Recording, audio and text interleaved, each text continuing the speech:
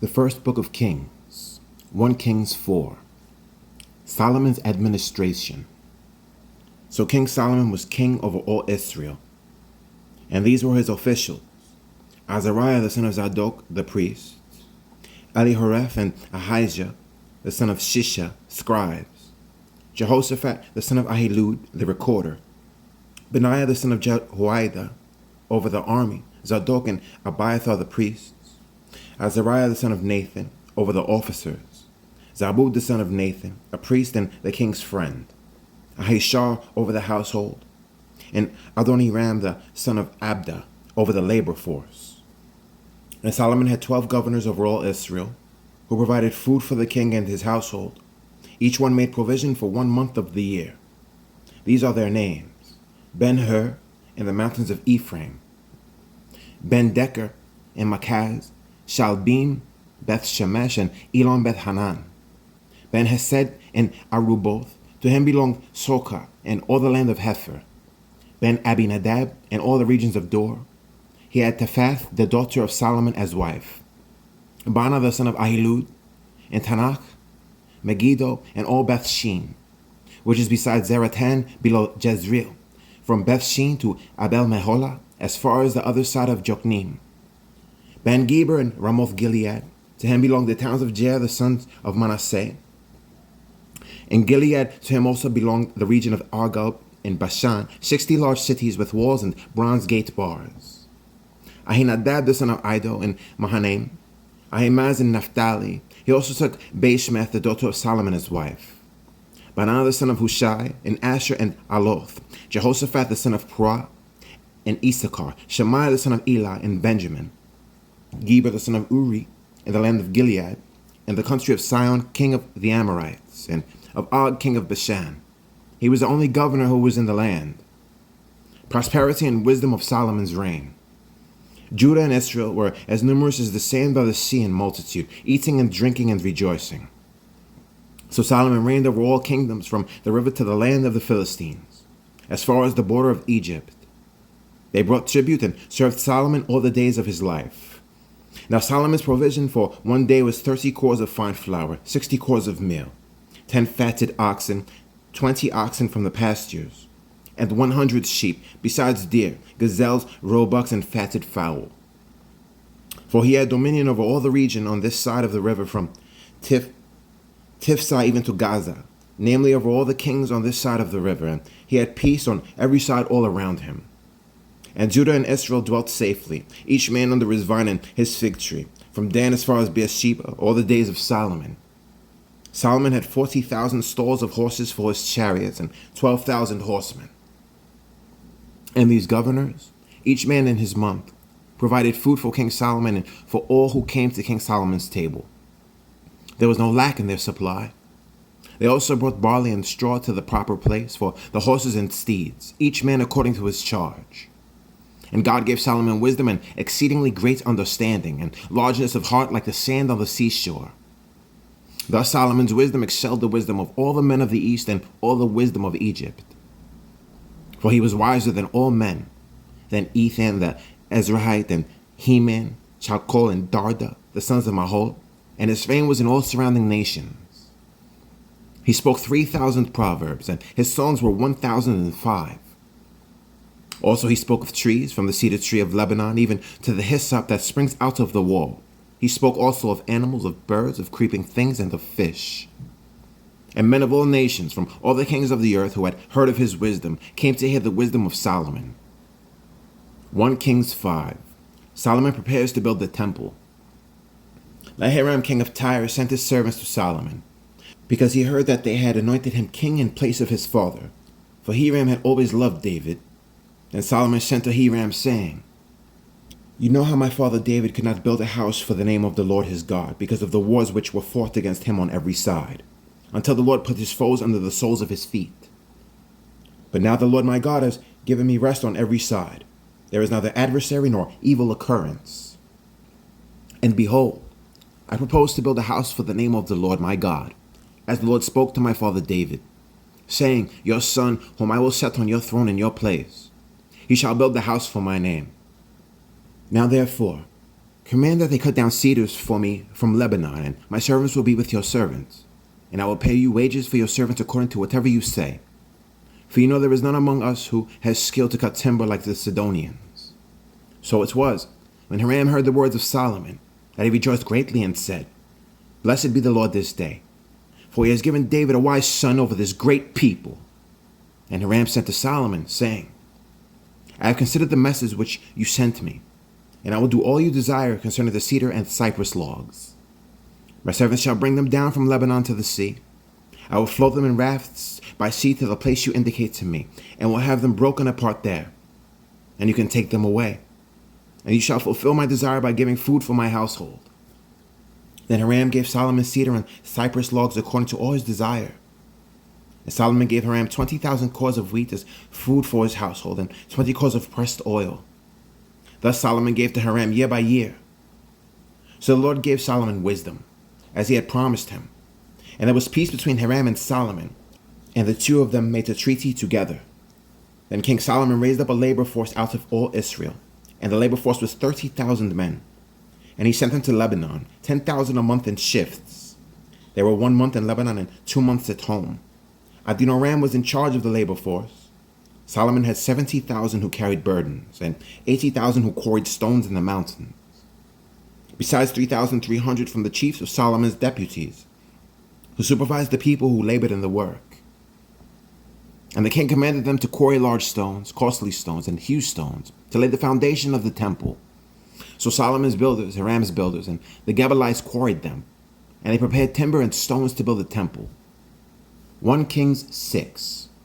Solomon built the temple. And it came to pass in the 480th year after the children of Israel had come out of the land of Egypt, in the 4th year of Solomon's reign over Israel, in the month of Ziv, which is the 2nd month, that he began to build the house of the Lord. Now the house which King Solomon built for the Lord, its length was 60 cubits, its width 20, and its height 30 cubits. The vestibule in front of the sanctuary of the house was 20 cubits long across the width of the house, and the width of the vestibule extended 10 cubits from the front of the house. And he made for the house windows with beveled frames. Against the wall of the temple he built chambers all around, against the walls of the temple all around the sanctuary and the inner sanctuary. Thus he made side chambers all around it. The lowest chamber was 5 cubits wide, the middle was 6 cubits wide, and the third was 7 cubits wide. For he made narrow ledges around the outside of the temple, so that the support beams would not be fastened into the walls of the temple. And the temple, when it was being built, was built with stone finished at the quarry, so that no hammer or chisel or any iron tool was heard in the temple while it was being built. The doorway for the middle story was on the right side of the temple. They went up by stairs to the middle story, and from the middle to the third. So he built the temple and finished it. And he paneled the temple with beams and boards of cedar. And he built side chambers against the entire temple, each 5 cubits high. They were attached to the temple with cedar beams. Then the word of the Lord came to Solomon, saying, Concerning this temple which you are building, if you walk in my statutes, execute my judgments, keep all my commandments, and walk in them, then I will perform my word with you, which I spoke to your father David. And I will dwell among the children of Israel, and will not forsake my people Israel. So Solomon built the temple and finished it. And he built the inside walls of the temple with cedar boards. From the floor of the temple to the ceiling he paneled the inside with wood. And he covered the floor of the temple with planks of cypress. Then he built the 20 cubits room at the rear of the temple, from floor to ceiling, with cedar boards. He built it inside as the inner sanctuary, as the most holy place. In front of it the temple sanctuary was 40 cubits long. The inside of the temple was cedar, carved with ornamental buds and open flowers. All was cedar. There was no stone to be seen. And he prepared the inner sanctuary inside the temple, to set the ark of the covenant of the Lord there. The inner sanctuary was 20 cubits long, 20 cubits wide, and 20 cubits high. He overlaid it with pure gold, and overlaid the altar of cedar. So Solomon overlaid the inside of the temple with pure gold. He stressed gold chains across the front of the inner sanctuary, and overlaid it with gold. The whole temple he overlaid with gold, until he had finished all the temple. Also he overlaid with gold the entire altar that was by the inner sanctuary. Inside the inner sanctuary he made 2 cherubim of olive wood, each 10 cubits high. One wing of the cherub was 5 cubits, and the other wing of the cherub 5 cubits. 10 cubits from the tip of one wing to the tip of the other. And the other cherub was 10 cubits. Both cherubim were of the same size and shape. The height of one cherub was 10 cubits, and so was the other cherub. Then he set the cherubim inside the inner room, and they stretched out the wings of the cherubim so that the wing of the one touched one wall, and the wing of the other cherub touched the other wall. And their wings touched each other in the middle of the room. Also he overlaid the cherubim with gold. Then he carved all the walls of the temple all around, both the inner and outer sanctuaries, with carved figures of cherubim, palm trees, and open flowers. And the floor of the temple he overlaid with gold, both the inner and outer sanctuaries. For the entrance of the inner sanctuary he made doors of olive wood. The lintel and doorposts were 1/5 of the wall. The 2 doors were of olive wood, and he carved on them figures of cherubim, palm trees, and open flowers, and overlaid them with gold. And he spread gold on the cherubim and on the palm trees. So for the door of the sanctuary he also made doorposts of olive wood, 1/4 of the wall. And the 2 doors were of cypress wood. 2 panels comprised one folding door, and 2 panels comprised the other folding door. Then he carved cherubim, palm trees, and open flowers on them, and overlaid them with gold applied evenly on the carved work. And he built the inner court with 3 rows of hewn stone and a row of cedar beams. In the 4th year the foundation of the house of the Lord was laid, in the month of Ziv. And in the 11th year, in the month of Bul, which is the 8th month, the house was finished in all its details and according to all its plans. So he was 7 years in building it. 1 Kings 7. Solomon's other buildings. But Solomon took 13 years to build his own house, so he finished all his house. He also built the house of the forest of Lebanon. Its length was 100 cubits, its width 50 cubits, and its height 30 cubits, with 4 rows of cedar pillars and cedar beams on the pillars. And it was paneled with cedar above the beams that were on 45 pillars, 15 to a row. There were windows with beveled frames in 3 rows, and window was opposite window in 3 tiers. And all the doorways and doorposts had rectangular frames, and window was opposite window in 3 tiers. He also made the hall of pillars. Its length was 50 cubits, and its width 30 cubits. And in front of them was a portico with pillars, and the canopy was in front of them. And he made a hall for the throne, the hall of judgment, where he might judge, and it was paneled with cedar from floor to ceiling. And the house where he dwelt had another court inside the hall of like workmanship. Solomon also made a house like this hall for Pharaoh's daughter, whom he had taken as wife. All these were of costly stones cut to size, trimmed with saws, inside and out, from the foundation of the eaves, and also on the outside to the great court. The foundation was of costly stones, large stones, some 10 cubits and some 8 cubits. And above were costly stones, hewn to size, and cedar wood. The great court was enclosed with 3 rows of hewn stones and a row of cedar beams. So were the inner court of the house of the Lord and the vestibule of the temple. Hiram the craftsman. Now King Solomon sent and brought Hiram from Tyre. He was the son of a widow from the tribe of Naphtali, and his father was a man of Tyre, a bronze worker. He was filled with wisdom and understanding and skill in working with all kinds of bronze work. So he came to King Solomon and did all his work. The bronze pillars for the temple. And he cast 2 pillars of bronze, each one 18 cubits high, and the line of 12 cubits measured the circumference of each. Then he made 2 capitals of cast bronze, to set on the tops of the pillars. The height of one capital was 5 cubits, and the height of the other capital was 5 cubits. He made a lattice network with wreaths of chainwork for the capitals which were on top of the pillars, 7 chains for one capital and 7 for the other capital. So he made the pillars and 2 rows of pomegranates above the network, all around to cover the capitals that were on top. And thus he did for the other capital. The capitals which were on top of the pillars in the hall were in the shape of lilies, 4 cubits. The capitals on the 2 pillars also had pomegranates above, by the convex surface which was next to the network, and there were 200 such pomegranates in rows on each of the capitals all around. Then he set up the pillars by the vestibule of the temple. He set up the pillar on the right and called its name Jachin, and he set up the pillar on the left and called its name Boaz. The tops of the pillars were in the shape of lilies, so the work of the pillars was finished. The sea and the oxen. And he made the sea of cast bronze, 10 cubits from one brim to the other. It was completely round. Its height was 5 cubits, and a line of 30 cubits measured its circumference. Below its brim were ornamental buds encircling it all around, 10 to a cubit, all the way around the sea. The ornamental buds were cast in 2 rows when it was cast. It stood on 12 oxen, 3 looking toward the north, 3 looking toward the west, 3 looking toward the south, and 3 looking toward the east. The sea was set upon them, and all their back parts pointed inward. It was a handbreadth thick, and its brim was shaped like the brim of a cup, like a lily blossom. It contained 2,000 baths, the carts and the lavers.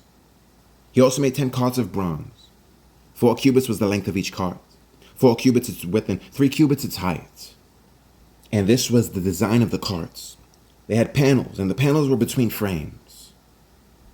On the panels that were between the frames were lions, oxen, and cherubim.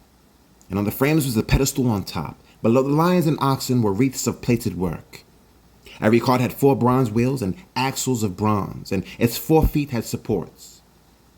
Under the laver were supports of cast bronze beside each wreath.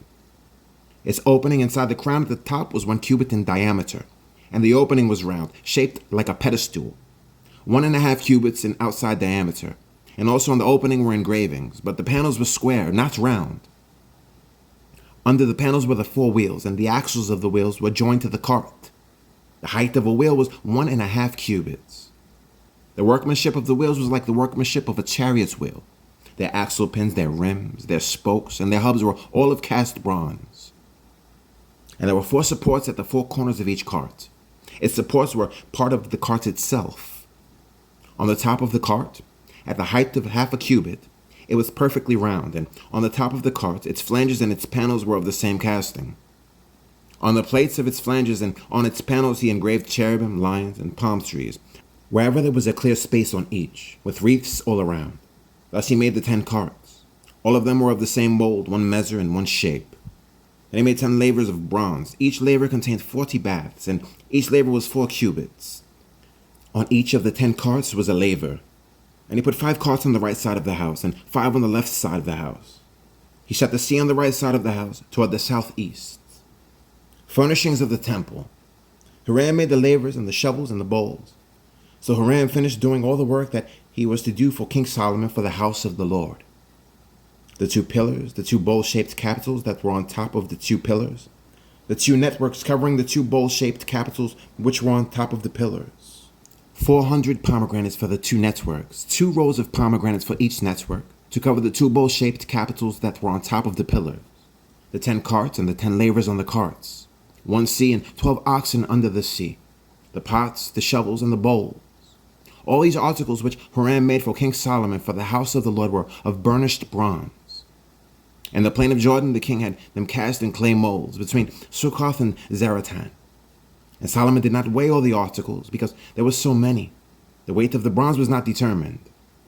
Thus Solomon had all the furnishings made for the house of the Lord, the altar of gold and the table of gold on which was the showbread, the lampstands of pure gold, 5 on the right side and 5 on the left in front of the inner sanctuary, with the flowers and the lamps and the wick trimmers of gold, the basins, the trimmers, the bowls, the ladles, and the censers of pure gold, and the hinges of gold, both for the doors of the inner room, the most holy place, and for the doors of the main hall of the temple. So all the work that King Solomon had done for the house of the Lord was finished. And Solomon brought in the things which his father David had dedicated, the silver and the gold and the furnishings. He put them in the treasuries of the house of the Lord.